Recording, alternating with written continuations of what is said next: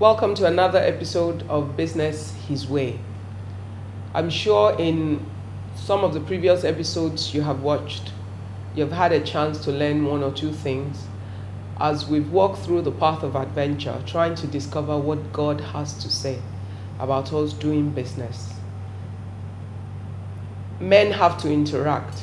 We interact in different ways and in different areas, and business is just one other form of interaction. And since God is the creator of man, He also took care of that part that has to do with our business. That's evident in the fact that as you go through the Bible from the beginning to the end, you would find that there's so many scriptures specific to business transactions, specific to the way we do things, and specific to how we interact in terms of how we keep our word. That's what in the business world we call contracts. And the reason we now need contracts is because we have been so badly behaved for a while. Men do not keep their words to themselves. It's no longer just about your word and mine.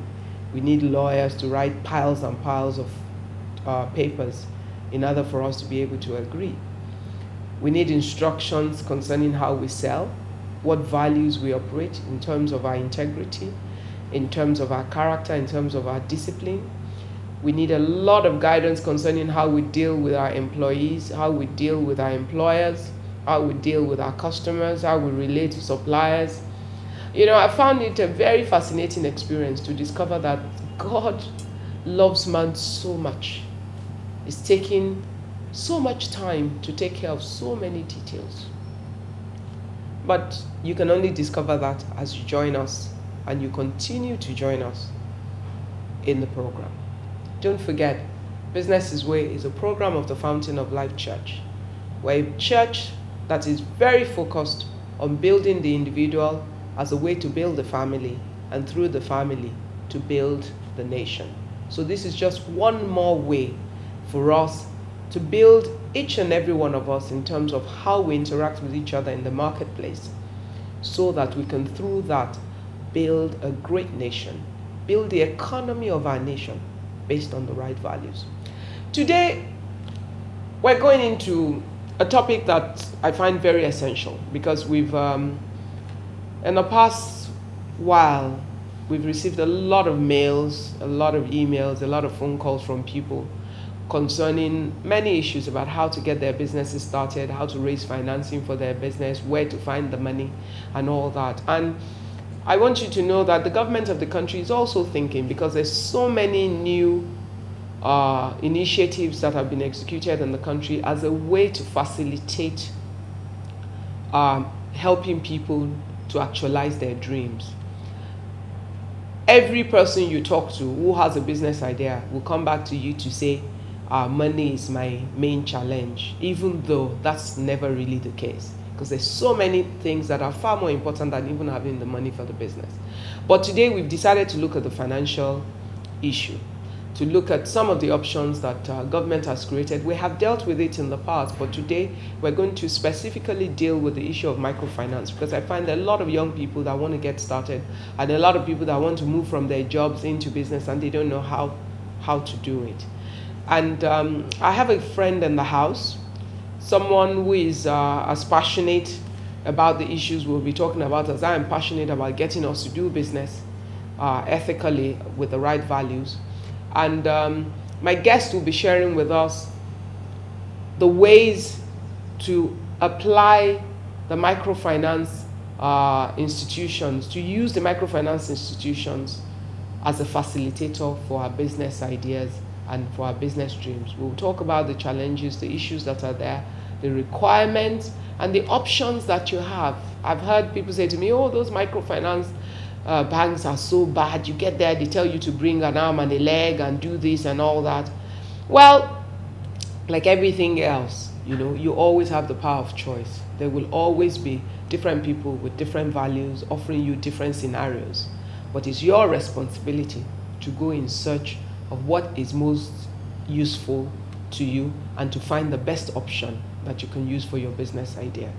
So come with me as we meet my guest and as we discuss all that is possible to know about using microfinance as a means of raising financing for our businesses. I guess today is Mrs. Aramide Owosho, and she's the president and CEO of Fortress Microfinance Limited, which is based in. You're going to tell us where the address is. Yes. Well, we're based at number 20 Ibukun Street, Ilupeju. Ibukun Street is off Coca Road, Ilupeju, Lagos. That's Fortress Microfinance Bank, 20 Ibukun Street, Ilupeju, Lagos. That's where we're. That's great. Ramide, can you tell us what the microfinance policy is all about? Okay. Actually, it's an initiative of the federal government, and it's basically it's towards poverty alleviation in the nation, and it was promulgated in 2005, late 2005, to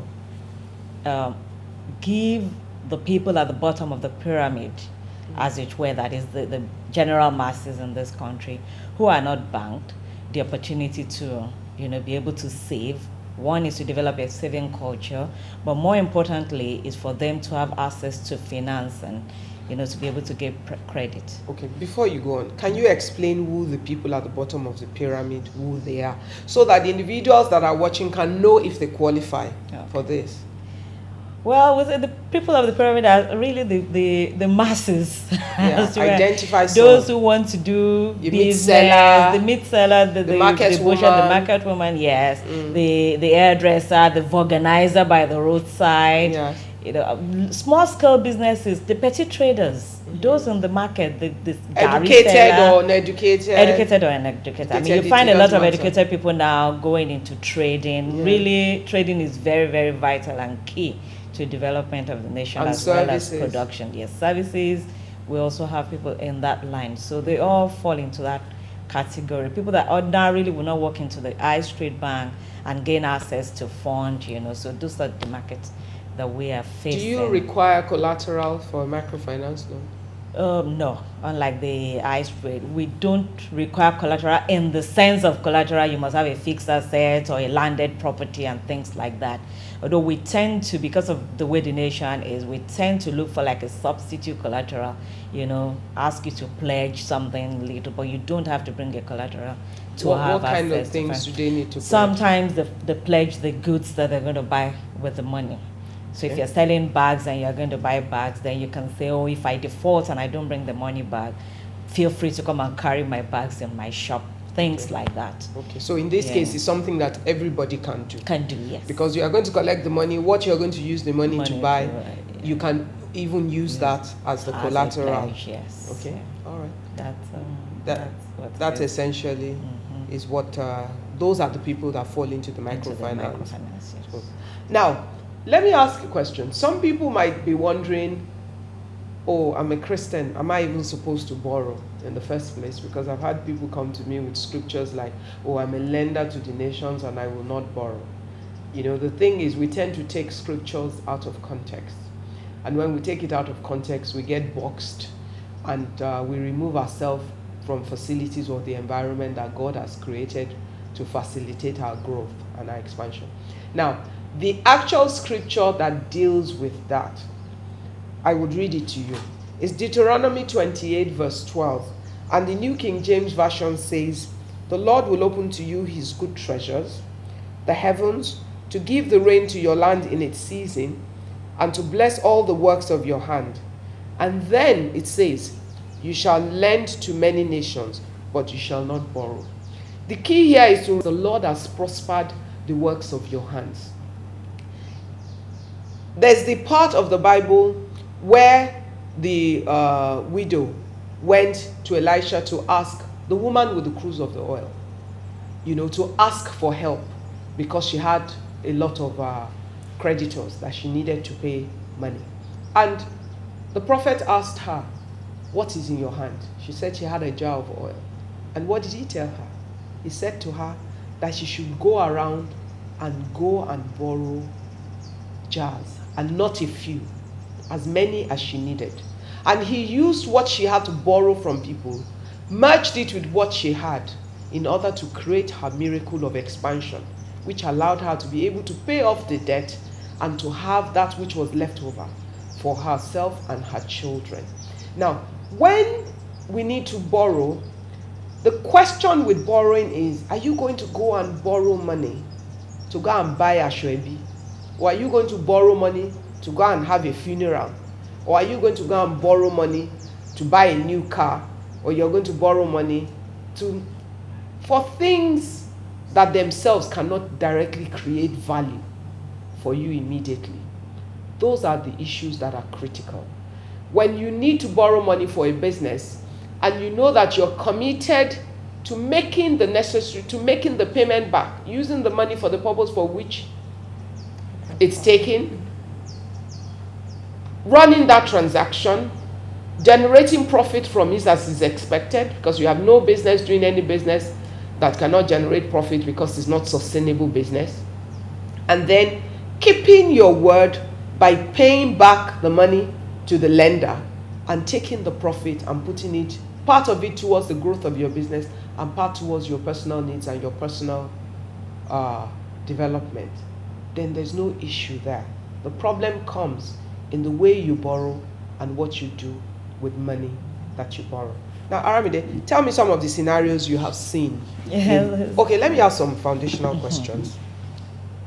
Is there a maximum to what can be borrowed under the microfinance scheme?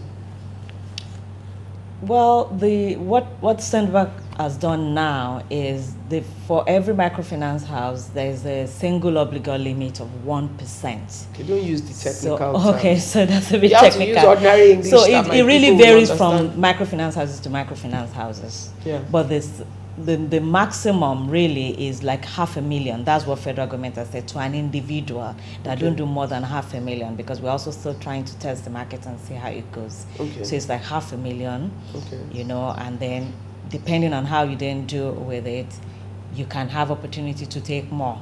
Okay. In terms of overdraft and things like that, depending on what you're doing, because some businesses needs a lot of capital, especially if you're talking of agric and some other production kind of businesses. But do those people fall into microfinance category as well, or you then send them to the bigger banks? No, some of them do, especially the small scale farmers. Okay, like people that grow eggs, poultry. Grow eggs, even farming, cassava. Those who are doing cassava or those who are doing cassava chips.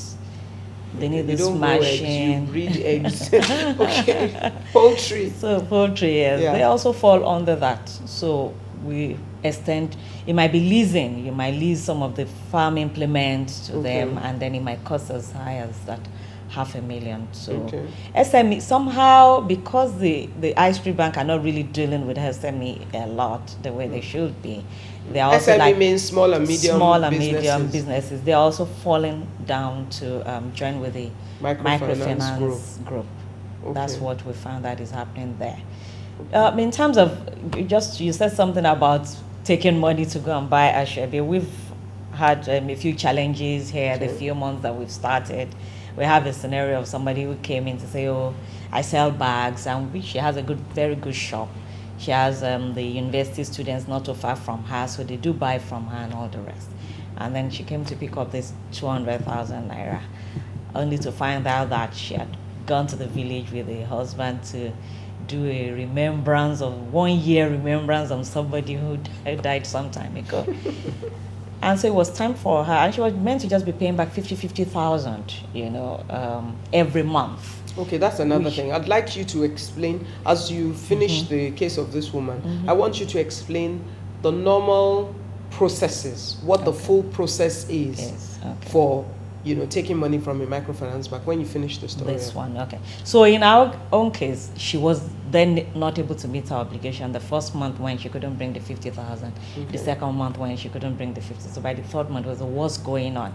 So and then we found out that she had done that diversion. So it's like, okay, you have to bring the money back, or we have to, then take the things in the shop, which are the natural collateral for the money she's borrowed. And we carried quite a bit of her goods. We carried some sets, thinking she would come back. She didn't come back. After 2-3 weeks, we went back again, picked more things, and that really pinched her. And then she ran around, and she's brought back over half of the money, and she's promised to pay the remaining half in the next 3 weeks, and then we've released quite a number of goods to us. So we have some scenarios but really that shouldn't be what it is, because internationally microfinance is for alleviating poverty and it really works. So we're hoping that Nigerians would at least be responsible enough to know that, okay, this opportunity is coming, let me use it the right way to create wealth and to grow. Coming back to the processes of taking money in a microfinance bank, it's at our own place, it's pretty easy the way we've put it. You come in, you establish a relationship, open an account. You can open with as little as 500 naira. Some even give us 100 naira. Okay, I don't have 500. Let me give you 100 naira, and then I'll be putting bit by bit as I sell until I build it. And then we ask that if you're borrowing something more than any amount over 50,000 naira, you have like 25% of what you're taking already saved. That is as you save gradually.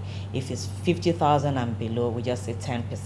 So you want to borrow 50,000, all you need to have in the account is 5,000 naira.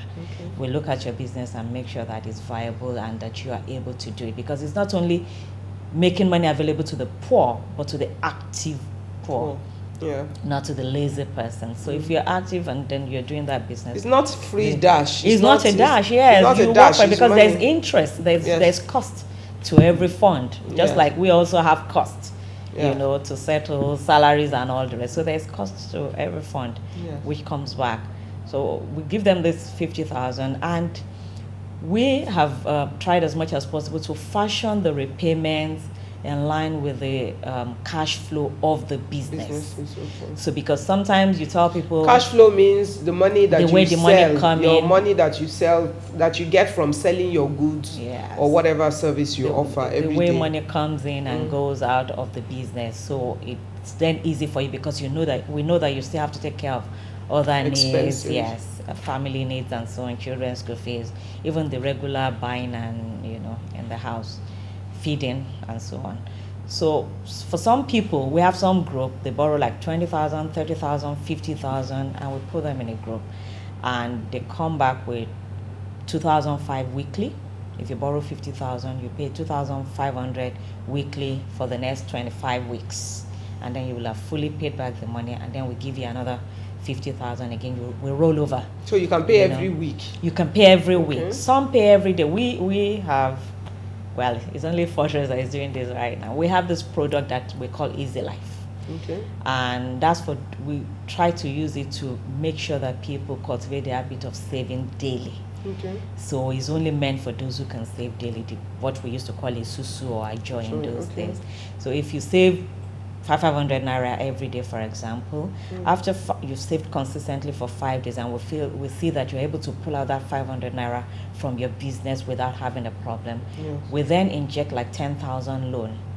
We give you 10,000, which is times 20 of that 500 naira. We give it to you interest free, 0 interest. We don't take any interest at all. On it? Yes, we don't take money without interest in Nigeria. Loan without interest. Fantastic. In fact, a lot of people, when I talk to my bankers, I say, oh, how are you going to do that? You have to pay fees to us. And I say, don't worry, it will work.